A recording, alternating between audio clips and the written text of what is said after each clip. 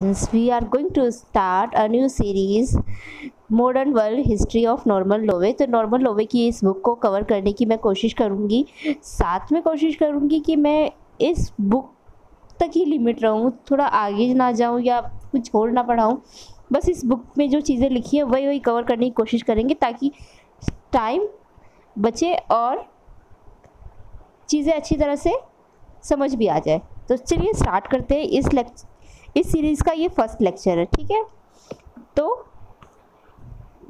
ये lecture start होता है outbreak of the first world war. First world war जो कि एक ग्लोबल वॉर कहा जाता है, एक बड़ी चीज़ की उस वक्त जो बहुत सारी चीज़ों से अफेक्टेड होकर हो रही थी।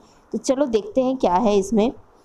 तो first world outbreak of the first world war, तो क्या हो रहा था 1914 के यूरोप में, चल क्या रहा था देखते हैं। तो 1914 के जो यूरोप था वो पूरी दुनिया के फैसले ले रहा था। पूरा यूरोप डोमिनेटिंग था उस टाइम पे। यूरोपियन कंट्रीज़ बस अपनी चलाती थी और उनकी जो से जुड़ी हुई कॉलोनीज थी जिसकी मदद से वो पूरा वर्ल्ड में डोमिनेट कर पा रहे थे। तो देखते हैं क्या है। ये है यूरोप, उस वक्त का यूरोप। तो उस वक्त का जो जर्मनी है, तो जर्मनी क्या था उस वक्त, जर्मनी उस वक्त बहुत स्ट्रोंग हो रहा था, मिलिट्रली और इकोनॉमिकली बहुत पावरफुल हो रहा था। उसमें पिग आयरन और स्टील, पिग आयरन क्या है तो एक कच्चा लोहा है, और स्टील उसका रिजर्व भी बहुत था और प्रोडक्शन भी कर रहा था। और क्योंकि उस वक्त इंडस्ट्रियलाइजेशन बहुत बढ़ चढ़ के फैल रहा था जिसकी वजह से जर्मनी बहुत ग्रो कर रहा था। वो एक तरह से घमंडी कह सकते हो कि घमंडी हो चुका था।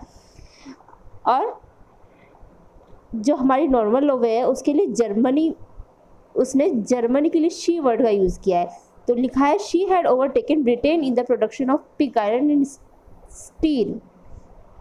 खैर वो कोयले में पीछे था, लेकिन कोयले के लिए जो कंट्री है उस वक्त यूएसए बहुत ग्रो कर रहा था। वो पिग आयरन, स्टील और कोल इन सब में तेज़ी से ग्रो कर रहा था और एक बड़ी पावरफुल इकोनॉमी बन के उभर रहा था 1914 के वक्त में। और जो ये कंट्रीज़ है फ्रांस, बेल्जियम, इटली और ऑस्ट्रिया हंगरी, ये हैब्सबर्ग एम्पायर का पार्ट है। मतलब इनको चारों को मिला लें तो ये हैब्सबर्ग, HABSBURG, हैब्सबर्ग एम्पायर इसका पार्ट है, ठीक है। तो ये चारों मिलके भी जर्मनी से compete नहीं कर पा रही थी। साथ में रशिया को देखें, रशिया तो पहले ही 1905 में हार चुका था जापान से। तब भी ग्रो तो कर रहा था लेकिन बराबरी का नहीं था, बहुत पीछे था उससे। और यूके जो था, ब्रिटेन, ये भी जर्मनी से काफ़ी पीछे था। और इस वक्त एक और कंट्री एक और ग्रो कर रही थी, वो कौन सी है, वो है जापान। देखिए रहा जापान,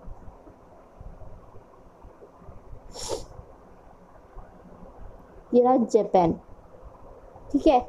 इतनी छोटी सी कंट्री ये रशिया को भी डोमिनेट कर रही थी और हरा भी चुकी थी रशिया को। तो उस टाइम का ये यूरोप था। अब पॉलिटिकल सिस्टम की बात करें, अब पॉलिटिकल सिस्टम ऑफ यूरोप, तो क्या था पॉलिटिकल सिस्टम, ये हमारा यूएसए है। यूएसए,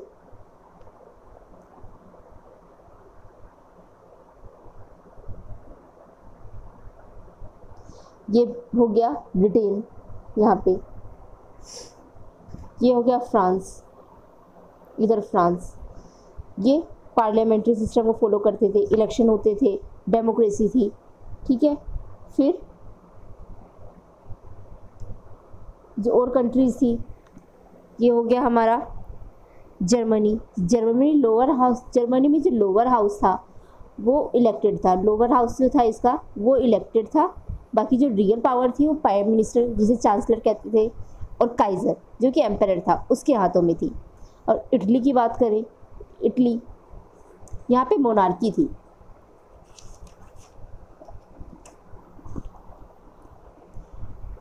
यहाँ पे मोनार्की के साथ एक इलेक्टेड पार्लियामेंट थी, पर जब इलेक्टेड पार्लियामेंट होने के बाद भी वहाँ पे डेमोक्रेसी नहीं थी, क्योंकि जो फ्रेंचाइजी थी, राइट टू वोट, वो बहुत लिमिटेड लोगों के पास थी, जो कि बहुत रिच होते थे वही वोट डाल सकते थे। और जब जापान की बात करें तो जापान है का लोअर हाउस था, जो जापान का लोअर हाउस है वो इलेक्टेड होता था, तो वहाँ पे भी फ्रेंचाइजी बहुत ज़्यादा लिमिटेड थी, तो उसको भी हम डेमोक्रेसी नहीं कह सकते थे। और रशिया और ऑस्ट्रिया हंगरी की बात करें, ये रशिया और ऑस्ट्रिया हंगरी इन दोनों की बात करें तो ये अलग ही लेवल की डेमोक्रेसी फॉलो करते थे। ये एडवाइजरी इनकी पार्लियामेंट थी, जो इलेक्टेड होकर आते थे, जो इलेक्शन के थ्रू आते थे जो लोग, वो बस एडवाइस कर सकते थे रूलर्स को। मतलब यहाँ पे कैसे इम्पेरर्स हो गए, ऑटोक्रेटिक और एब्सोल्यूट रूलर्स। तो रशिया का रूलर उस टाइम जार, और जो ऑस्ट्रिया का रूलर था वो हंगरी का भी किंग था। तो वहाँ के रूलर्स जो थे एब्सोल्यूट रूलर्स थे, ऑटोक्रेटिक थे, और पार्लियामेंट ऐसी थी उनकी कि वो उसकी एडवाइस को बिल्कुल इग्नोर तक कर सकते थे। उस टाइम का ये था पॉलिटिकल सिस्टम। अब इम्पीरियल एक्सपेंशन की बात करें, इम्पीरियल एक्सपेंशन क्या था उनका, तो इम्पीरियलिज्म होता क्या है, जैसे कि ये यूके है, इसने दूर इंडिया जाके ओवरसीज ये सारे महासागर को पार करके, ये महासागर को पार करके केप ऑफ गुड होप से होके इंडिया आए और यहाँ पे आके अपना सीज कर लिया इंडिया को। तो ये हो गया imperialism. Imperialism is the building of an empire by seizing territory overseas. मतलब इन्होंने कोई दूर की ओवरसीज टेरिटरी को सीज कर लिया और उसको अपने एम्पायर का पार्ट बना लिया, तो ये है इम्पीरियलिज्म। ठीक है, तो उस वक्त इम्पीरियलिज्म क्या था, जो यूरोप के लोग थे उस वक्त बहुत सारे मार्केट्स को तलाश रहे थे, उनको अपना एम्पायर बढ़ाना था, उनको प्रॉफिट्स कमाने थे, तो वो न्यू मार्केट्स और रॉ मटेरियल्स को ढूंढ रहे थे, जिसके लिए वो नई कॉलोनीज को तलाश रहे थे। इसमें जर्मनी बहुत ज़्यादा नाखुश था।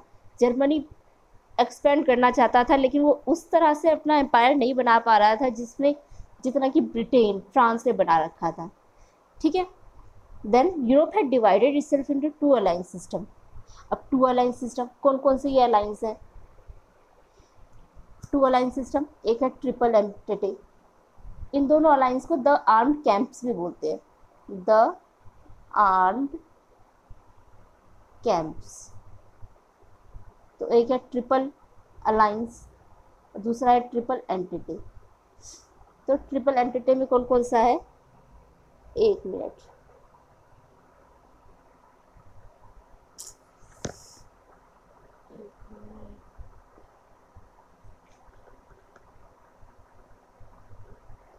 तो ट्रिपल एंटिटी में है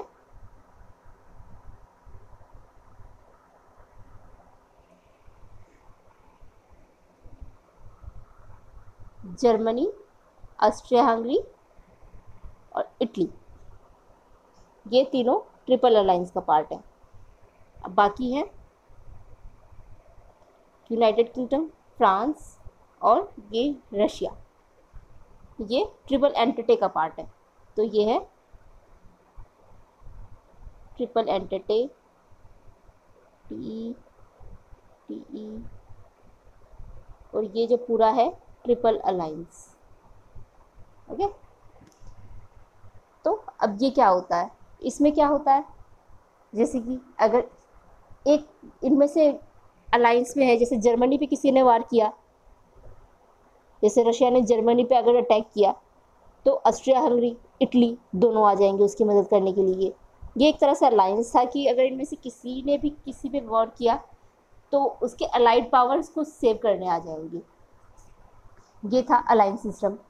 और एक और ट्रीटी हो रखी थी उनकी 1902 में जापान एंड ब्रिटेन की। तो जापान एक तरह से इनका सबका अलाय हो गया। ठीक है, देन कॉजेज ऑफ फ्रिक्शन। ठीक है, कॉजेज ऑफ फ्रिक्शन क्या है, कॉजेज ऑफ फ्रिक्शन में एक तो थी